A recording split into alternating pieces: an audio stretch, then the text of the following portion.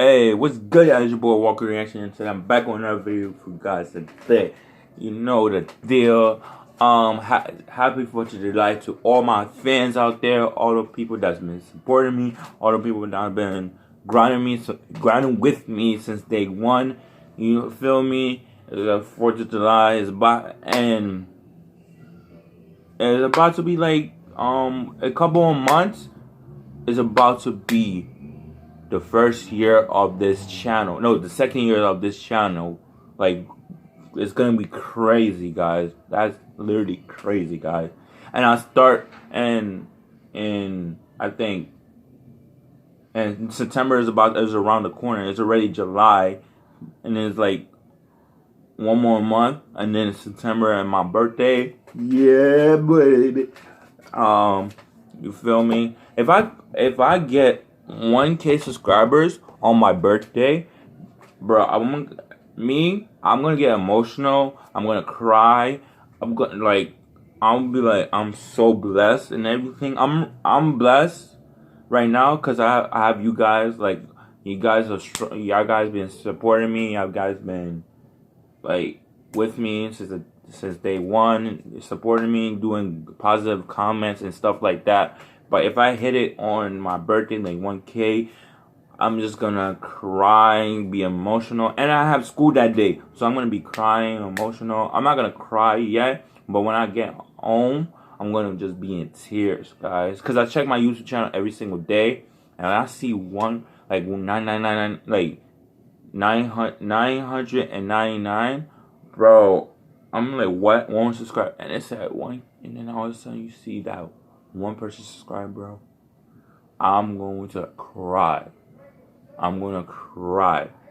Like, I already support y'all. If I hit 200, I'm gonna be like yeah, that was my goal. Is literally my goal and everything. So if I had 200, then the next goal is gonna be like 400. Then the next goal is gonna be 5, and then after that it's just gonna be 1K. You feel me? After 500, it's gonna just go to 1K. And then if I hit 1K on my birthday, if it hits before my birthday, I'm just gonna be like crying. Like, I'm like, wow, I'm really blessed for this. I will really be blessed. I'll be crying and everything. I would make a video like the timeline of me, my first video to now. Like, literally, that's what we literally do. But enough of me talking, let's just get into the video. Oh yeah, you see the title of the video. Yeah. One is this. If your head is really far away from your feet, you're either tall or dead. The tallest man on record was 8 foot 2 inches. But were there once men who were even taller? Did giants like Atlas and Polyphemus really walk the earth? From footprints to skulls, these are 5 times people spotted evidence of giants on Earth. Before we begin, make sure to hit that like button, subscribe to our channel, and click the notification bell for more amazing videos every day. That being said, let's begin. Number 5. Real giant footprints discovered in temple. The world is awash with myths, legends, and folklore regarding the possible existence of giants. They've featured in Greek mythology, Norse mythology, and Welsh folklore. Even some biblical texts refer to giants, giving them the name Nephilim. For those wanting to learn, the Nephilim were the offspring of sons of God, and in many cultures, the Nephilim are thought to be responsible for building some of Earth's most remarkable structures, including Stonehenge, the Egyptian pyramids, and others. We've actually got a whole video about it. You should check it out. Advertising our own work within our work. It's a Russian doll of content. Since then, I got it. He did the advertising in our own video. I got it. Dungeons and Dragons to Game of Thrones to Marvel Comics. But did they ever exist for real? It seems strange that the people of Norway, Greece, and Wales would all simultaneously fabricate the same idea of giants. Sure, DreamWorks and Pixar released Ants and A Bug's Life respectively at the same time, but 3 separate degrees, all making up giants?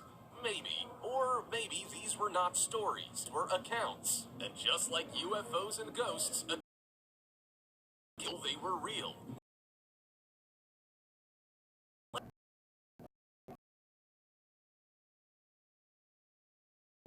hate YouTubers. I don't hate YouTubers. Come in.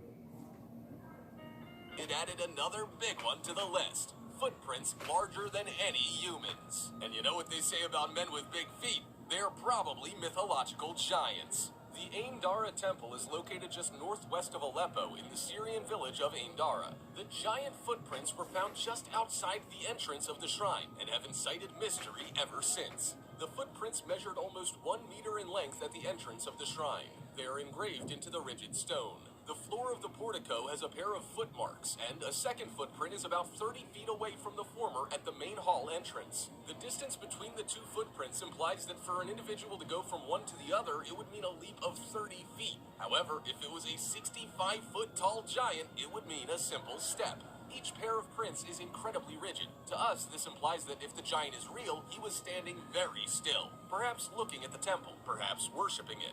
The fact that there's only 2 sets is curious. It implies that the giant moved from one spot to another, but if a giant had truly walked through the area toward the temple, would there not be more footsteps than this? Either this was a giant who very cautiously walked in such a way as to not leave prints but messed up twice, or these were faked by some hoaxer who didn't quite think it through. Number 4. American skeletons. Around the turn of the 19th century, there were hundreds of reports from apparently reputable sources of skeletons, big ones, unearthed from ancient burial mounds all across America. Across the U.S., there are burial mounds, or at least their remnants, some as extensive in size as the Great Pyramid of Giza. The Cahokia and Monk's Mounds in Illinois and Missouri are 2 thought to have been built by pre-Columbian civilizations. The Cahokia Mound is 100 feet tall with a 14-acre base, almost an entire acre larger than the pyramid at Giza. Monk's Mound is just as tall with a 1,000-foot wide base. But what makes these and other mounds of their kind even more intriguing is what's been found buried inside of them. Discoveries of the giant skeletons were found all over the Northeast, from Martha's Vineyard in Deerfield Valley, Massachusetts, to Vermont and upstate New York. Other reports of the discovery of buried giants were also found in the South, Midwest, and West Coast. Regarding the Massachusetts case, in 1705, Puritan Cotton Mather strongly believed that bones found near Albany, New York, actually belonged to giants who died in Noah's flood. Paleontologists later debunked this claim when it was proven that the bones actually belonged to a mastodon. For centuries, fossilized remains of large animals such as elephants, giant sloths, and bison have been mistaken for giants. But for some, that still doesn't dispel their supposed evidence. In the Ohio River Valley, a report from a local paper that was backed up by Scientific American found bodies of several giants buried under a 10-foot tall mound. One female skeleton was found holding a 3.5-foot long child. Another of the giant skeletons was buried in a clay coffin, and an engraved stone tablet was also recovered. This particular mound was 64 feet long by 35 feet wide. Number 3. Chinese graveyard. In 2016, back when I was happy, archaeologists... Damn. Let's do this too much, bro. You said in 2016, back when I was happy. Bro, so you trying to say you're not happy now? Come on, bro. You happy. You happy. I could tell you're happy. Like, you have how many subscribers, bro? Like, let's check, guys. Let's literally check how many subscribers. You have 3 million subscribers and you saying you're not happy? Come on, bro. Anyways, but I think there was giants before. That's why I think it was giants before we came here. Like, before humans came, or like, I know there was human, like, before, like, you know what I mean? Like, before it was like the 20th centuries or the 19th, something like that. Like, I think it was really giants, but it was like unknown. Some people didn't know them and stuff like that. Like, scientists was, like, the government hiding from us, you know, stuff like that. So let's get back to it. Began excavating a late Neolithic settlement in Jijia, a village in China's Shandong province. Brace yourselves, boys and girls, because what they found will blow your socks off so hard it may even blow your shoes off. Full disclosure, there's a chance you may lose a foot. Deep underground, the archaeologists found a graveyard, and the bones... He said your shoes or your socks. I don't have no shoes, no socks. I have just it. within this graveyard were horrifically abnormal and freakish. These were the bones of men who were an earth-shattering 5 foot 9 inches in height. Imagine being 5 foot 9. It's freakish, it's lanky. You might as well be a tree. Okay, so these giant bones may not be quite what we think of when we say giants. They may not be 20-foot tall, towering behemoths, but it's still worthy of note and deserving of a place on this list. Why? Well, 5 foot 9 wasn't just abnormally tall for people of the time and area, it was exceptionally tall for people of the time and area. They would have been quite literally looked at as giants by their peers. The remains, which date to about 5,000 years ago, were buried in large tombs, and some of them scaled to heights even taller than 5 foot 9. Based on the bone structures, the tallest skeleton looks like it belonged to a man who could have come in at about 6 foot 2. And again, that may seem like nothing. I mean, Chris Hemsworth is 6 foot 2. But a Chinese man in that time period being that tall would have garnered significant attention. So here's a question. If men that are significantly taller than average could have existed then, could men significantly taller than average exist now? Are there 9 foot men in hiding? 10 foot? 100 foot? Number 2. Peruvian Graveyard. In 1928, I think, yeah, but not really, because how they won't fit in their houses and stuff like that. So, I mean, like, that's what I think in my head. Like, there's some people that's 7 foot, like 7 foot feet, something like that. But that's all I hear. But if I hear like a 8 foot person, like 8 foot 2 or 8 foot 3 person, bro, I'm gonna look at them like, they're not gonna, like, they're not even gonna fit in a house, bro. It's right. It's not even gonna fit in a house. They're gonna have long legs, like, they're gonna be so tall. Like, I don't, like, if there was giants, they could be giants, but it's just gonna be like, I don't think they're gonna, like, it's, like, random. They can't go that tall. You could grow that tall if you have if your muscles, like, could go, so you grow you taller or something like that.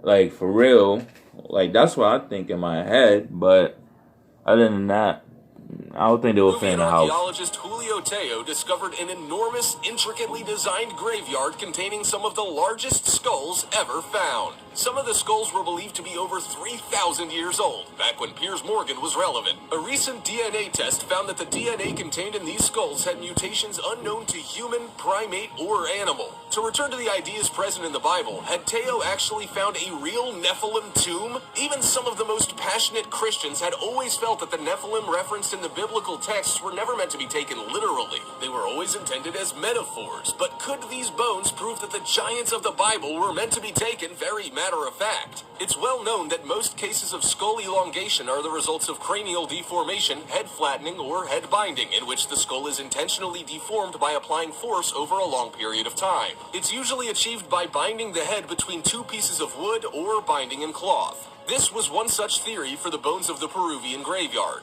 However, while cranial deformation changes the shape of the skull, it does not alter its volume, weight, or other features that are characteristic of a regular human skull. These skulls, however, are different. The cranial volume is up to 25% larger and 60% heavier than conventional human skulls, meaning they could not have been intentionally deformed through head binding or flattening. They also contain only 1 parietal plate rather than 2. The fact that the skull's features are not the result of cranial deformation means that the cause of the elongation is a mystery and has been for decades. The implications are huge. One geneticist even pointed out that these skulls, if taken at face value, don't figure into the known evolutionary tree at all. Yet another argument for the idea that they're not human at all. They are the skulls of a whole separate species, giants or Nephilim.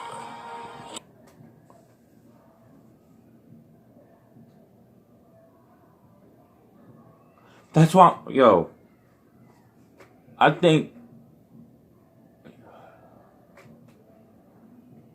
they're not human. They cannot be human whatsoever. That's what I'm saying right now. I don't care what anybody say. They were not human. Nobody, bro. They even said it. No, I'm just gonna continue. Like, Number 1, the giants of Ecuador. Several key events. The rest of the video of that, bro, no.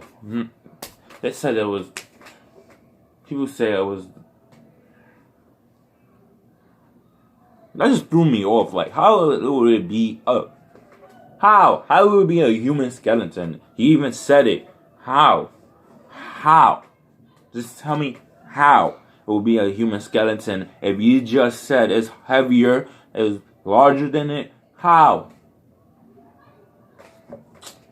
Happened in 2013 that shook the entire world to their very core. Marvel nearly ruined the Thor franchise with whatever Thor the Dark World was supposed to be. Skrillex continued to not know what music was as he released his 6th EP, Leaving, and Platinum Games released the criminally underrated The Wonderful 101 for Wii U. But something more unexpected than all of those things combined also went down. A heavy storm in Ecuador revealed a large female skull in the Aloha province. Scientists determined the skull was approximately 600 years old. The discovery of the skull inspired a search for the rest of the skeleton, the parts of which were found and assembled a few weeks later. The skeleton stood at 7 feet 4 inches tall, which was astounding considering that the average height of a woman in those days was only 5'8". Further research led to the discovery of 5 more giant skeletons in the same area. All of the skeletons were between 7 and 8 feet tall and were buried in deep, elaborate graves. They were found at 2 separate sites, leading scientists to conclude that they were probably from 2 different tribes. The remains of a much larger giant were found in Ecuador in 1964.